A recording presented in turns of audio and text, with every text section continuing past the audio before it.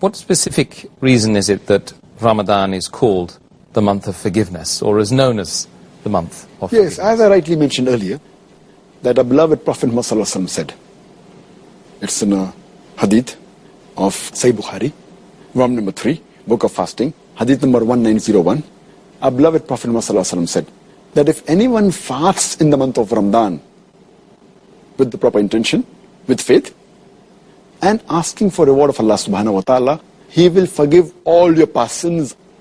And this message is further repeated in the Musnad Ahmad, volume number 3, hadith number 11524, where it's mentioned that any person who fasts in the month of Ramadan with the proper intention, seeking the reward of Allah subhanahu wa ta'ala, he will have all his previous sins atoned. And further it's mentioned in Sahih Muslim, volume number 1, hadith number 450, our beloved Prophet Muhammad said that the time between the 5 prayers and the 2 Jummas, and from one Ramadan to the other, is the time for expiation of your sins. This is the time where you can have all your sins forgiven.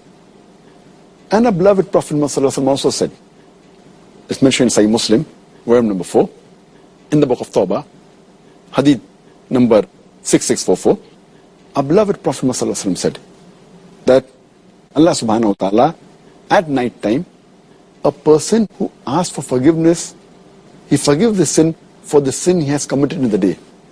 And Allah subhanahu wa ta'ala, in the daytime, He forgives the sin for a person who asks for forgiveness for the sin he has committed at night. So this is the best month of forgiveness, the month of Ramadan, where you can easily have your sins forgiven because the gates of heaven open and the gates of hell are closed. Therefore it's called the month of forgiveness. Allahu Akbar. No wonder everybody wants to be active in that month. Now we know why. Subhanallah.